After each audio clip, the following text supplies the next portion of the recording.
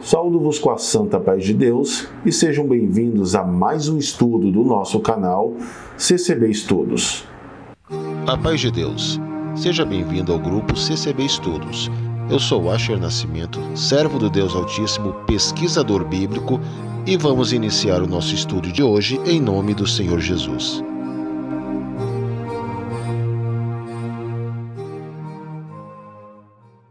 Bom, querida Irmandade, o nosso estudo de hoje é: o Antigo Testamento foi abolido? Bom, eu ouço quase que diariamente de muitos irmãos de que, doutrinariamente falando, o Antigo Testamento já não nos serve mais na Nova Aliança e que devemos apenas seguir, então, os ensinamentos do Novo Testamento. Será que, de fato, todos os outros 39 livros que conhecemos hoje, que compõem como o Antigo Testamento ou Velho Testamento, já não nos serve mais como ensinamento doutrinário? Sendo assim, todos eles substituídos pelos ensinamentos do que conhecemos também como Novo Testamento? Acompanhe esse estudo até o final e saiba, à luz das Escrituras, a verdade sobre esse assunto. Primeiramente, é importante conhecermos a estrutura da Bíblia Sagrada que temos hoje. No Antigo Testamento encontramos então a narrativa da criação do mundo e de toda a vida e também de como o pecado entrou no mundo através da desobediência de Eva.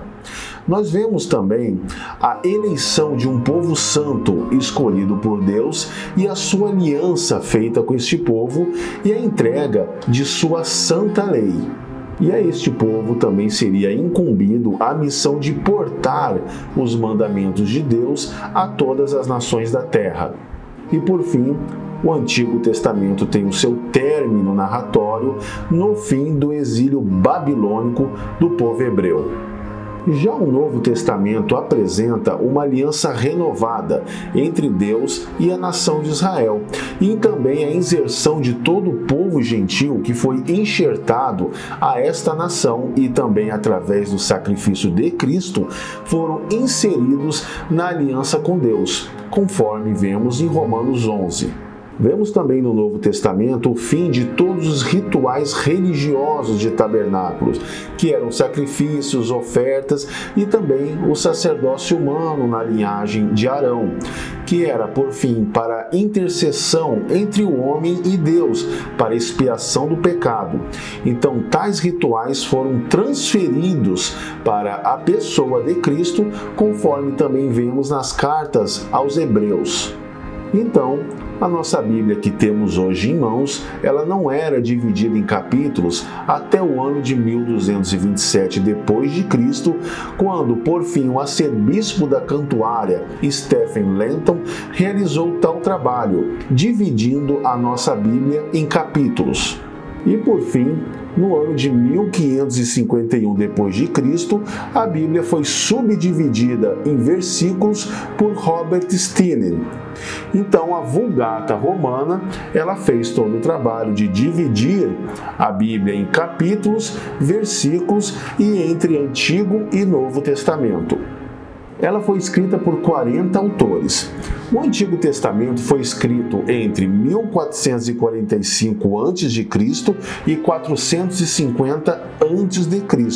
Já o que conhecemos como Novo Testamento foi escrito de 45 a 90 depois de Cristo, totalizando então um período de 1600 anos. Sendo assim, a nossa Bíblia atual ela é composta de 39 livros do Antigo Testamento e 27 livros do Novo Testamento. Eu estou me referindo nesse estudo aos livros canônicos, ou seja, aqueles que por concílios, através de concílios, a Igreja Católica considerou santos. Não estou aqui me referindo ou citando as dezenas e dezenas de livros que foram considerados apócrifos. Bom, vamos analisar agora comigo algumas passagens bíblicas que, retiradas de seu contexto e também com a ajuda de uma tradução, digamos que não muito coerente com a real mensagem que ela quer passar, realmente nos dão a entender de que o Antigo Testamento foi doutrinariamente abolido. Vamos ler comigo aqui a passagem de Mateus 26, verso 28, Marcos 14, verso 24, Lucas 22, verso 20 e também 1 Coríntios 11, do verso 23 ao 25. Todas essas 4 passagens relatam sobre um mesmo acontecimento, certo? Então vou pegar aqui como base Mateus 26, verso 28, que nos diz: porque isto é o meu sangue, o sangue do Novo Testamento, que é derramado por muitos para a remissão dos pecados. Bom, vamos ler também aqui comigo a passagem de 2 Coríntios 3, verso 6, que nos diz: o qual nos fez também capazes de ser ministros de um novo testamento, não da letra, mas do Espírito, porque a letra mata e o Espírito vivifica. Certo? Vamos ler também aqui a passagem de Hebreus, capítulo 9, verso 15, que nos diz: e por isso é mediador de um novo testamento, para que, intervindo a morte para a remissão das transgressões que havia debaixo do primeiro testamento, os chamados recebam a promessa da herança eterna. Vamos ler também agora 2 Coríntios 3, versos 14, que nos diz: mas os seus sentidos foram endurecidos, porque até hoje o mesmo véu está por levantar na lição do Velho Testamento, o qual foi por Cristo abolido. Então nós vamos agora fazer uma exegese, uma análise profunda sobre estas passagens bíblicas do Novo Testamento, que, conforme eu falei, junto com uma tradução que não é muito coerente com a real mensagem, e o texto, esses textos retirados do seu contexto, eles passam, realmente transmitem uma noção, uma ideia de que o Antigo Testamento ou o Velho Testamento já não nos serve mais como doutrina e foi por Cristo abolido. Vamos agora analisar estas passagens bíblicas. Bom, vamos começar então fazendo uma exegese no primeiro bloco de versículos que eu citei: Mateus 26, 28, Marcos 14, 24, Lucas 22, 20 e 1 Coríntios 11, 23 ao 25. Tais passagens, então, elas relatam a última Páscoa celebrada por Cristo na terra, na véspera de sua morte, ok? Realmente, nessas passagens, conforme nós podemos ver, é citada, então, a frase Novo Testamento, certo? Vamos analisar aqui no grego koiné, conforme você já está vendo aqui do lado, no códice, através dos manuscritos do Códice Sinaítico. Para quem não sabe, um códice é um conjunto dos manuscritos antigos que compõem a Bíblia Sagrada, tá? Em questão aqui que você está vendo é o Códice Sinaítico. Conforme está destacado, refere-se à passagem de Mateus 26, 28, ok? Então vamos ver como está escrito no grego koiné. Assim está escrito: Togar estin tu raimamon tes diadex tu periporum e chronomenon eis aphesin ramartion. Bom, tais relatos citados nos narra a última ceia de Cristo no Pêssar, ou seja, na Páscoa judaica, na véspera de sua morte. Então, conforme eu destaquei aí a palavra, o substantivo genitivo feminino singular diadek, que foi traduzido como testamento. Na verdade, diadek significa pacto, aliança, acordo. Nesta passagem está se referindo ao quê? A um novo pacto. Então, na verdade, esta passagem está escrita na tradução correta desta forma: porque isto é o meu sangue, o sangue do novo pacto, que é derramado por muitos para a remissão do pecado. Então, em hipótese nenhuma, Cristo estava se referindo ao que nós conhecemos hoje na nossa Bíblia como o Antigo Testamento. E sim, através do seu sacrifício, ele inaugurou um novo pacto para expiação dos pecados. Pois então, com a sua morte e ressurreição, o sacrifício de animais já não tinham mais nenhum valor expiatório. pois ele então ofereceu a si mesmo como sacrifício único e suficiente. Já nesta passagem de 2 Coríntios 3, verso 6, conforme você pode também estar vendo aí no manuscrito, eu deixei destacado o substantivo diadex. Também Paulo estava se referindo ao novo pacto. E conforme também um estudo que eu já postei aqui no canal, nesta passagem, neste verso, no contexto dele, Paulo estava dizendo que, na nova aliança, as leis de Deus não estão mais escritas em tábuas de pedra ou em pergaminhos, mas sim escritos em nosso coração pelo Espírito Santo. Então também aqui nada está se fazendo referência aos livros do Antigo Testamento.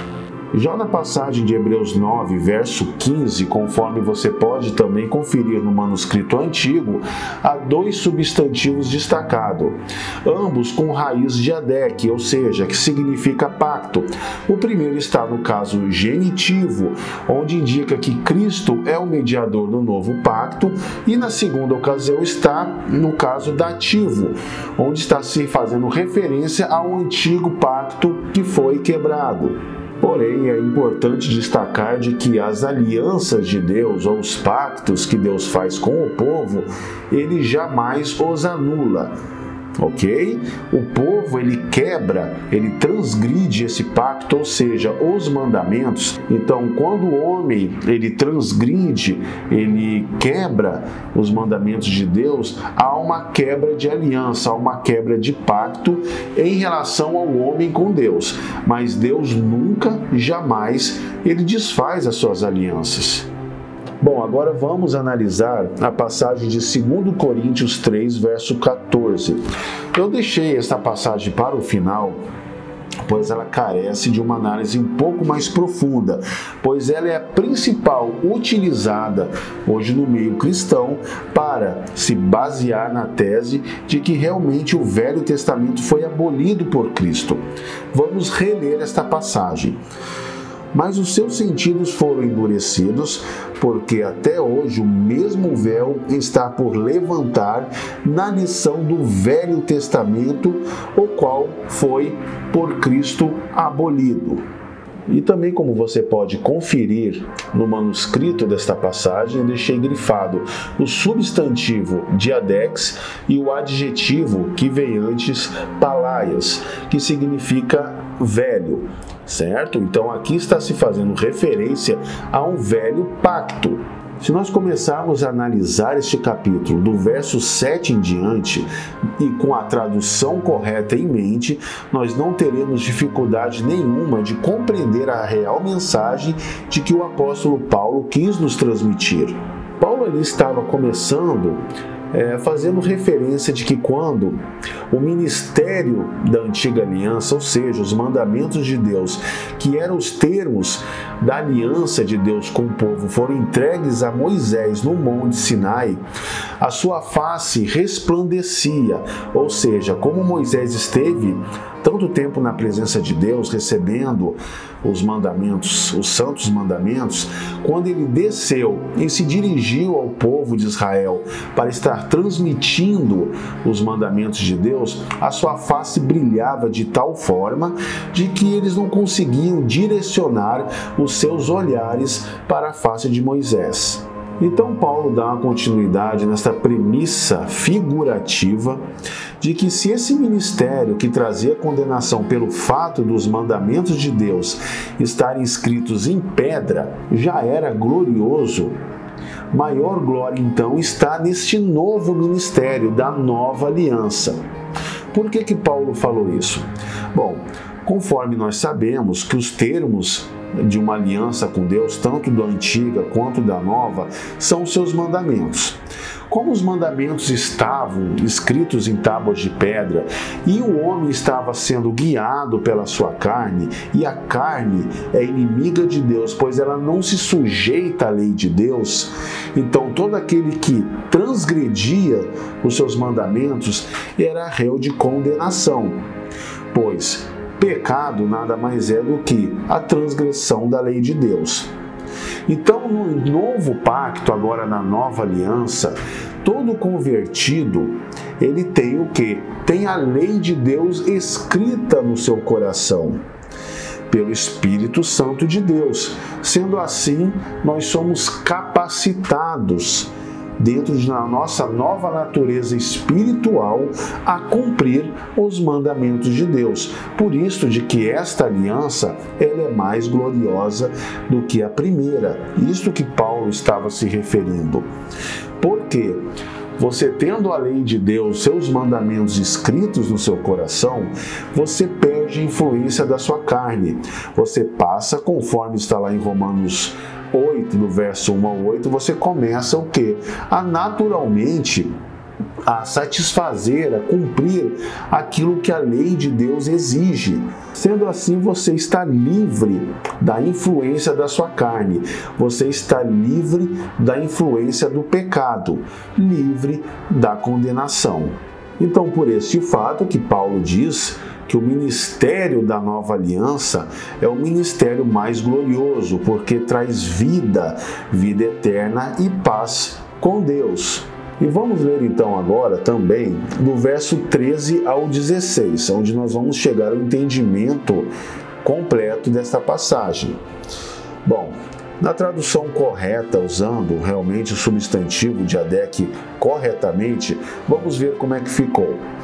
E não somos como Moisés, que punha um véu sobre a sua face, para que os filhos de Israel não olhassem firmemente para o fim daquilo que era transitório. Mas os seus sentidos foram endurecidos, porque até hoje o mesmo véu permanece sobre a lição do antigo pacto, o qual foi por Cristo abolido. E até hoje, quando é lido Moisés, ou seja, os mandamentos de Deus, o véu está posto sobre o coração deles. Mas quando se convertem a Cristo, ao Senhor, então o véu se tirará, será retirado. Então Paulo está usando essa figuração do véu que cobriu a face de Moisés, trazendo então para os dias de hoje, neste contexto, de que o véu representa a fragilidade humana em relação ao homem com a aliança com Deus, ou seja, a sua dificuldade de estar compreendendo os seus mandamentos.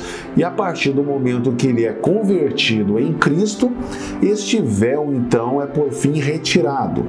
Então somente com a fé em Cristo que, ao homem se deparar com os mandamentos de Deus, esse véu da incapacidade, esse véu da falta de entendimento, ele é retirado. Então, conforme nós até citamos a passagem de Romanos 1 ao 8, que aquele que é convertido, ele passa a ser guiado pelo Espírito Santo e ele é capacitado a cumprir os mandamentos de Deus que são escritos em seu coração. Então, em Cristo, realmente, quando o homem se depara com a lei de Deus, ou seja, o conjunto dos seus mandamentos, este véu que faz a separação, ele é por fim removido. Então, por fim, conforme nós podemos ver, esta passagem de 2 Coríntios 3,14 em nada está fazendo referência aos livros que nós conhecemos hoje como o Velho Testamento. Os livros, então, que compõem o Antigo Testamento, eles jamais foram invalidados doutrinariamente falando. Há, inclusive, profecias apocalípticas que ainda terão seu cumprimento, pois como assim temos as profecias dos fins dos tempos do apóstolo João, nós temos também profecias a serem cumpridas destes profetas. Nós também não podemos nos esquecer de que a Bíblia usada por Cristo e seus apóstolos para ensinar o povo eram os manuscritos do que conhecemos hoje como Antigo Testamento. Quando nós lemos referências no Novo Testamento sobre as Escrituras, ali estavam se referindo ao Antigo Testamento. Vamos ler aqui algumas passagens, por exemplo, João 10, versos 35. Pois se a lei chamou deuses aqueles a quem a palavra de Deus foi dirigida, e a Escritura não pode ser anulada. Aqui, essas Escrituras está se referindo ao que conhecemos hoje como Antigo Testamento. Por exemplo, em 2 Timóteo 3, verso 16, toda escritura divinamente inspirada é proveitosa para ensinar, para redarguir, para corrigir, para instruir em justiça. Então, querida irmandade, esse entendimento de que o Antigo Testamento, após a morte de Cristo, ele deixou de ser válido, é um entendimento totalmente antibíblico. Porque Paulo, Tiago, Pedro, todos os apóstolos, o que eles usavam para doutrinar o povo, doutrinar os gentios, era hoje o que temos como Antigo Testamento. Pois os escritos do Novo Testamento começaram a ser copiados e divulgados cerca de 90 anos após a ressurreição de Cristo. Então, conforme nós podemos ver nesse estudo, analisando profundamente as passagens bíblicas que são utilizadas para dar base ao falso entendimento de que o Antigo ou Velho Testamento foi abolido por Cristo, é realmente infundada. Não tem base bíblica. Então, não, o Antigo Testamento não foi abolido. Agradeço mais uma vez a sua companhia. Peço, se você não for inscrito no meu canal, que clique no botão se inscrever, ative o sininho para você receber novas notificações a cada novo estudo postado. Também peço que compartilhe os vídeos em suas redes sociais, WhatsApp, Facebook. Qualquer dúvida pode estar me enviando um WhatsApp e debaixo aqui deste vídeo, na descrição, está um link de todos os estudos já postados no canal. Então agradeço mais uma vez e saúdo-vos com a santa paz de Deus e até o próximo estudo. Se você gostou do nosso estudo, curta nosso vídeo e compartilhe em suas redes sociais para alcançar mais pessoas. Também se inscreva em nosso canal e ative o sininho para receber notificações de novos estudos. Deus abençoe.